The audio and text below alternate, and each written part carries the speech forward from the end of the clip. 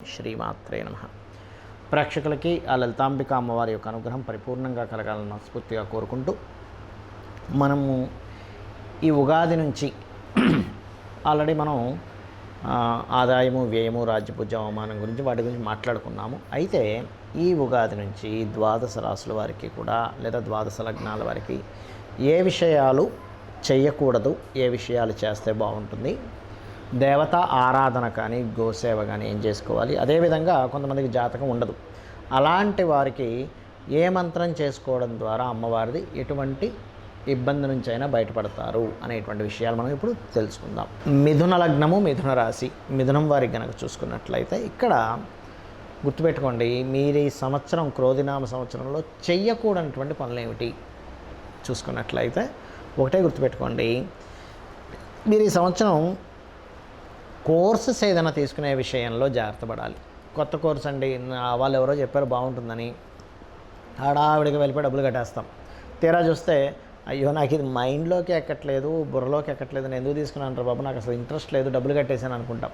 కాబట్టి 1-4 సార్లు మీరు ఏ కోర్సుకి డబ్బులు కడుతున్నారు, ఆ ధనం కట్టేటువంటి ఏదైతే నేర్పించేటువంటి ఇన్స్టిట్యూషన్ ఉందో అది కరెక్ట్ అయినదా కాదా, మనం తొందరపడి ఏమైనా ధనం కడుతున్నామా కోర్సెస్ కానీ చూసుకోండి. ఒకటి. రెండవది, ల్యాండ్స్, ప్రాపర్టీస్, వెహికల్స్ తీసుకునేటప్పుడు కరెక్ట్ అంచనా వేసుకోండి. ఏమవుతుందంటే ఇక్కడ తొందరపడి ఎక్కువ బడ్జెట్లో తీసేసుకుంటాం, అంచనాలు తప్పైపోతాయి. ఒక్కోసారి తీరా చూస్తే మంత్లీ ఇన్స్టాల్మెంట్ ఏమో ఇంత ఉంటుంది, వచ్చే శాలరీ ఏమో అంత ఉంటుంది, బాబోయ్ అన్నట్టుగా ఉంటుంది. కాబట్టి పర్ఫెక్ట్ క్యాలిక్యులేషన్ చేసుకోండి. మనకింత కారు అవసరమా? కొంతమంది కోరిక ఉంటుంది, ఆశ ఉంటుంది, ఉండకూడదని నేను చెప్పట్లేదు. ఖచ్చితంగా కోరిక మనిషికి ఉండాలి, దాని తగ్గట్టుగా ధర్మబద్ధంగా తీర్చుకోవాలి. కానీ ఒక్కొక్కసారి అంచనాలు తప్పైపోతుంటాయి. వాహనం కానీ గృహం కానీ తీసుకునేటప్పుడు, స్థలం కానీ తీసుకునేటప్పుడు కరెక్ట్గా మీరు ఎంత ఇన్స్టాల్మెంట్ కట్టాలి, ఎంత ఏంటి అనేది అంచనా వేసుకుని, ఎందుకంటే ఇక్కడ మీరు ఇరుక్కుంటారు జాగ్రత్త తీసుకోకపోతే. ఇది గుర్తుపెట్టుకోండి. పెద్ద మొత్తంలో ఎవరికైనా మనీ ట్రాన్సాక్షన్ చేసేటప్పుడు కూడా జాగ్రత్తగా ఉండండి. ఇది మెయిన్గా గుర్తుపెట్టుకోండి. మదర్ అండ్ ఫాదర్ హెల్త్ విషయంలో కూడా కొద్దిగా జాగ్రత్త పడండి. ఎక్కువ టెన్షన్ ఏం పడకండి. జస్ట్ మరి ఇక్కడ మీకు బాగా కలిసి వచ్చేవి ఏమిటి, డూస్. అప్లై చేద్దాం అనుకుంటున్నానండి విదేశాల్లో జాబ్ చేయడానికి, చైనా వద్దా అని తొనికిసలాడుతూ ఉంటారు. ఏమీ తొనికిసలాడాల్సిన పని లేదు, బ్రహ్మాండంగా మీరు అప్లై చేయొచ్చు. ఎందుకంటే దశమంలో రాహువు ఉన్నాడు మీకు. ఇది చేయండి, అద్భుతంగా ఉంటుంది. అలాగే మరొక విషయం ఏంటంటే ఇక్కడ దశమంలో రాహు ఉన్నందుకు ఆ ఫలితంతో పాటు మీ యొక్క జీవిత భాగస్వామి పేరు మీద విదేశాల్లో ఏదైనా ప్రాపర్టీ కొనేటువంటి యోగానికి బాగుంటుంది. మీ పేరు మీద వద్దన్నాను కానీ, జాగ్రత్త పడమన్నాను కానీ, మీ జీవిత భాగస్వామి పేరు మీద అద్భుతంగా కలిసి వస్తుంది. గుర్తుపెట్టుకోండి, దీనికి చాలా బాగుంది చెప్పాలంటే. మరి ఇంకొక విషయం చెప్తాను, గుర్తుపెట్టుకోండి. ఇక్కడ లా రిలేటెడ్, ఫైనాన్స్ రిలేటెడ్ ఏదైనా లోన్స్ అప్లై చేయడానికి చాలా బాగుంది, చాలా అంటే చాలా బాగుంది ఈ టైం అనేటువంటిది. అయితే మీకు కొంతమందికి ఏమంటే ఇప్పుడు నేను సంతానం సంబంధించిన విషయంలో అనేటువంటిది ఉంది. ఇక్కడ ఏంటంటే మీరు ఏదైనా సంతానం సంబంధించిన ప్లానింగ్ మే లోపల పెట్టుకోండి, లేదా September, middle of the September నుంచి మీరు ప్లాన్ చేసుకోండి. అంటే this is the correct time. ఇప్పుడు కొంతమంది చూడండి, సంతానం విషయంలో ఎప్పుడు బాగుంటుంది, గురుదృష్టి ఉన్నప్పుడు బాగుంటుంది. అందుకని మీరు ఏదైనా సంతానం గురించి ప్లాన్ చేసుకుంటే మే లోపల ప్లాన్ చేసుకోండి, లేదా మిడిల్ ఆఫ్ ది సెప్టెంబర్ నుంచి ప్లాన్ చేసుకోండి. గురువు దృష్టి ఉన్నప్పుడు మీరు పొందే సంతానము భవిష్యత్తుకి అంటే పిల్లలకి చాలా బాగుంటుంది. మీకు పుట్టబోయే పిల్లలు ఆరోగ్యంగాను, వాళ్ళకి ఎటువంటి ఇబ్బందులు లేకుండా వాళ్ళ లైఫ్ చాలా బాగుండేలాగా కలుగుతుంది. గుర్తుపెట్టుకోండి. ఇక మీరు చేయవలసిన దేవత ఆరాధన ఏమిటి? సింపుల్గా ఏమీ లేదు. ఇక్కడ గుర్తుపెట్టుకోండి, లలితా సహస్రనామాలు వినడం కానీ చదవడం కానీ ఉదయం కానీ సాయంత్రం కానీ చేయండి. లేదు మొత్తం సహస్రనామాలు మొత్తం నేను చదవలేనండి, ఏం చేయాలి? సింపుల్గా శ్రీమాత్రే నమః సరిపోతుంది. ఇది చేయండి. గోవులకి వీలైతే కాస్త గ్రాసము, బెల్లము తినిపించండి, అన్ని విధాలా బాగుంటుంది.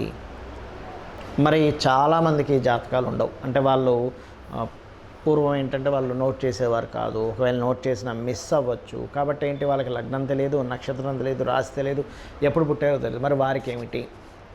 మరి అలాంటి వారికి కూడా ఉందా జ్యోతిష్ శాస్త్రంలో? అంటే అమ్మవారిని కనుక మీరు పట్టుకున్నట్లయితే మీ జాతకం ఎలా ఉన్నా సంబంధం లేదండి. జాతకం ఎట్లా ఉన్నా, ఏళ్ళనాడు శని నడుస్తున్నా, సర్పదోషాలున్నా ఏ దోషం ఉన్నా ఏం కాదు. అయితే దానికి పర్టికులర్ ప్రాబ్లంకి పర్టికులర్గా ఏ మంత్రం చేసుకోవాలో చెప్తాను. ఇది కనుక మీరు చేసుకోగలిగితే, నాకు ఈ ప్రాబ్లం ఉందండి, అమ్మవారిది ఈ మంత్రం చేసుకోగలిగితే అమ్మవారే రక్షిస్తుంది, మీరేమి టెన్షన్ పడక్కర్లేదు. గుర్తుపెట్టుకోండి, ఏమిటది చెప్తాను.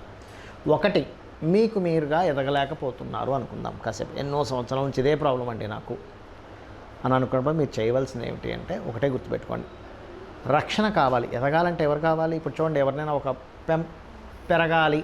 విశ్వంలో చూడండి, ఒక పక్షి, చిన్న పిల్ల పక్షి పెరగాలంటే ఏంటి? తల్లి ఫీడింగ్ ఇస్తూ ఉంటుంది.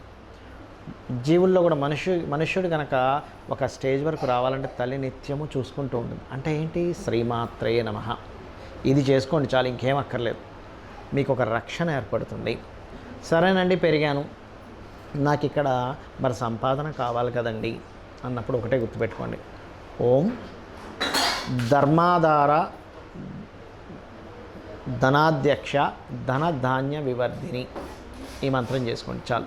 లేదు, ఓం సంపత్కరై సమారూఢ సింధుర వ్రజసేవితాయ నమః. ఏ మంత్రమైనా గుర్తుపెట్టుకోండి, మినిమం 40 మినిట్స్ చేయాలి మినిమం. ఇంకా మ్యాక్సిమం మీ ఇష్టం, మీ భక్తి మీ ఇష్టం, మీ యొక్క భక్తి అంతా కూడా గుర్తుపెట్టుకోండి.